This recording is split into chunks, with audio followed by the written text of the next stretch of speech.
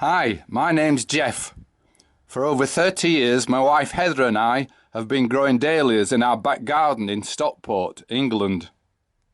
We now grow over 400 dahlias that range from 18 inches tall to over 8 feet tall. And we've got over 150 varieties in lots of different shapes, sizes and colours. Over the years, we've found that some varieties are easy to grow and easy to store over winter, but others are quite difficult to keep because they rot over the winter, and we end up having to buy new ones in the spring. Needless to say, some of the more difficult varieties are also the prettiest varieties. Now, it would be easy to give up on the more difficult varieties, but I think the garden would be much less colourful and less interesting. Around 20 years ago, I read that if you grow a dahlia in a pot and leave it in there all summer long, the tuber that it produces will be less likely to rot in the winter than if you planted it into the ground. So in this video, I'm going to show you how we grow our dahlia pot tubers. It's now late March and I'm just about to take my dahlia tubers out of winter storage and get them growing, ready for the coming summer. In this large box, there are around 400 dahlia tubers, and as you can see, they take up a lot of space. But in this much smaller cardboard box, there are stored around 80 pot tubers. And here they are.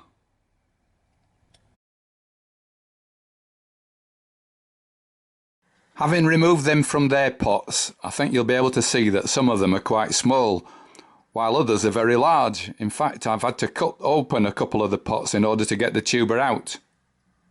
But, as everyone knows, size is unimportant. All these tubers, no matter how small, will produce dahlia plants that will flower during the coming summer. Here's a tray of pot tubers from last April. As you can see, they're all growing nicely and will soon be ready to pot up and grown on in the greenhouse prior to planting them outside in late May. Now, before I show you how I go about growing my pot tubers, let's start with a definition. A pot tuber is a dahlia that's been grown from a cutting and kept in a small pot for the whole summer season. Here's how we go about it. If you've watched any of our other videos, you'll know that I divide all my tubers up and put them into pots. Some just have a single shoot, but others might have 2 shoots or more. Now, you only need 1 shoot to make a good garden flower, so any extras are superfluous. These extra shoots can be used as cuttings. I've found that, though relatively short cuttings may well root eventually, I have much more success if I wait until the shoot is over 2 inches tall. This particular tuber of a variety called Homeland has 3 shoots which are all over 2 inches tall. I can use 2 of them for cuttings. It's really straightforward. All you've got to do is roll them off by bending them at the base of the stem. So this one can go back on the bench, and this is the one that I will use in the garden. Those 2, I'm going to pot them up to turn them into cuttings. Now, before I go any further, I better tell you about the compost that I use for rooting the cuttings. I use a mixture of 1/3 sand, 1/3 perlite and 1/3 potting compost. There are no fertilisers within this compost other than the small amount that is in any potting compost, usually sufficient for 4 to 5 weeks worth of growth. Now, is that mixture of compost the right one? Well, all I can say is that it works for me. Occasionally, you come across a tuber that's only got a single shoot. If it's a variety that's difficult to keep, or as a variety which you've only got a single plant, you might well want to grow a pot tuber as an insurance policy, just in case the tuber from the main plant rots over winter. It's still possible to grow a cutting to use as a pot tuber, but you need to use a knife. I hope that you can see that at the base of the stem there are 2 small white nodules. They both have the potential to develop into new shoots. You use your knife to slice through the stem just above the nodules. Hopefully then those two nodules will develop into new shoots, while you can use the one that you've removed as a pot tuber cutting. Now before I pot it up into the compost, I need to remove the excess stalks there, because this area is where the roots are going to come from. So the same with the second one. Take away the any excess flesh around there.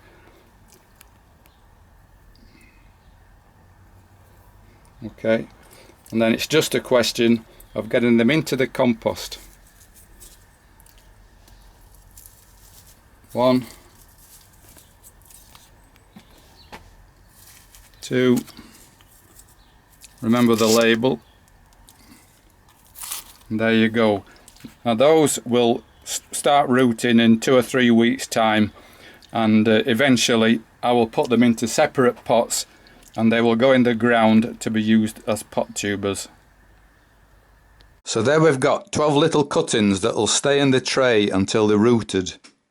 In fact, they'll probably stay in there quite a bit longer than that, because I've not got room in the greenhouse to do anything with them until all the other dahlias are out in the ground. By June, I've usually got a few hundred little pot tubers still growing in the trays. As you can see here, they're getting quite tall. Before they get any leggier, I need to get them potted up.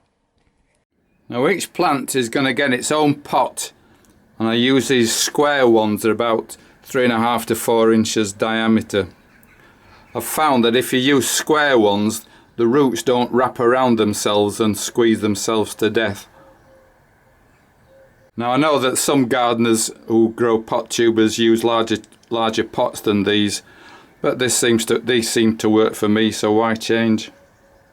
Now, as I've mentioned in previous videos about pot tubers, I don't feed them.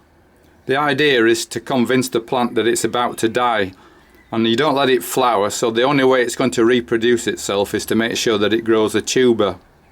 So here's the first one I'm going to pot up.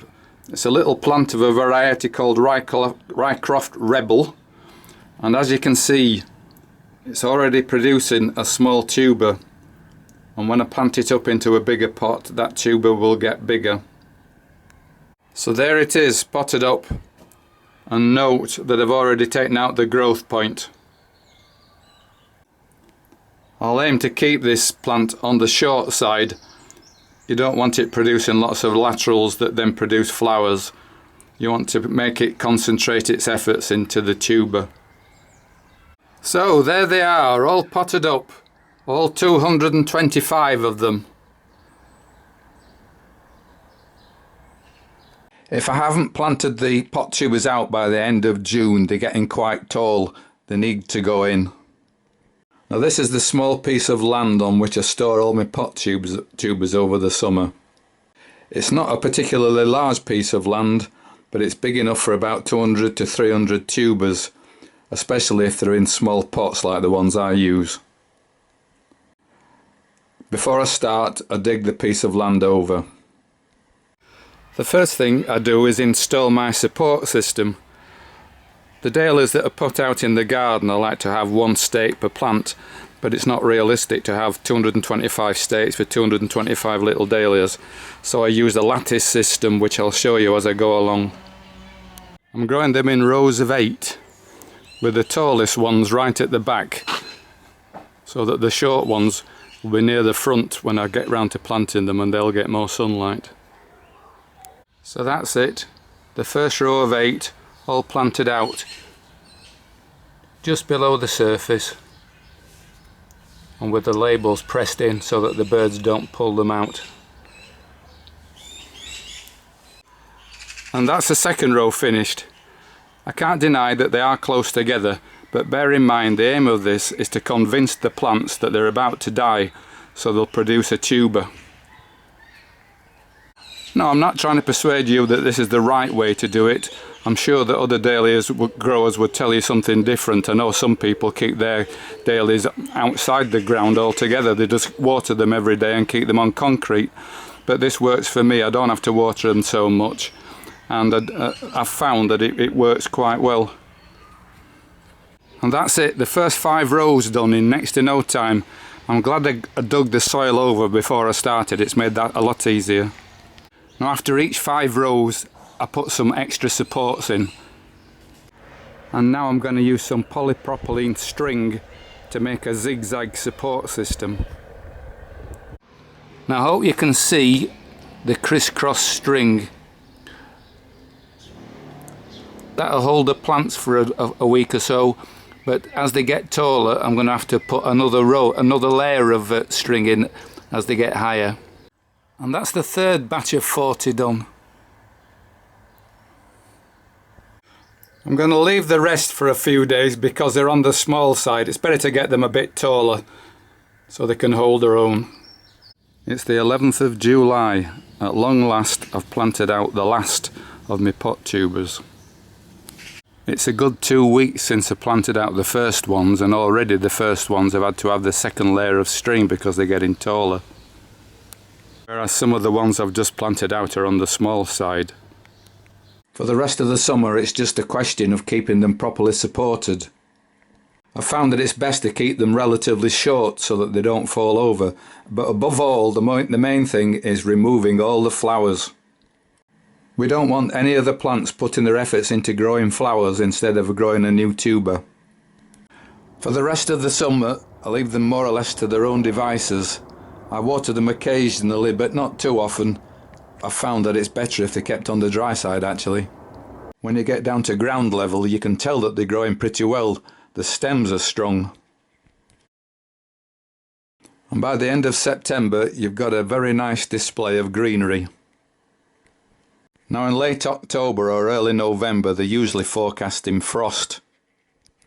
To keep the plants growing as long as possible I dig them up and take them into the garage where they'll carry on growing for a good few weeks, and in the meantime they will continue to dry out, ready for winter storage.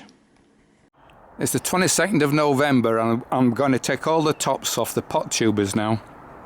I'll give the cut ends a few days to dry off, and then I'll be putting them inside a box for winter storage. So here's the same box minus all the stalks. Like the rest of the tubers, I'm going to overwinter the pot tubers in the greenhouse in a box.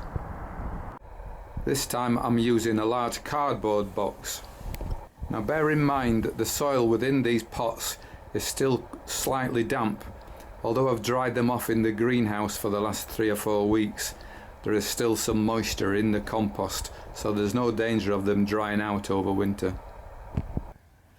I store the pots laying on the sides. Doing it that way means that if there is any moisture within either the tubers or within the soil, will drain out quite easily. Once I've made it a complete layer within the box, I then cover the pots with a bit of sand. I've found that sand gets in between the nooks and crannies between the pots better than compost. I filled the box layer by layer until it's full. And as you'll see, I've had to use a second box because I'd had more than I could actually get in a single box. And finally, I closed the 2 boxes. And then, though the little pot tubers are surrounded by compost and now sand as well, I also covered them with old duvets. I've got no artificial heat in my greenhouse, so this will help keep the frost out.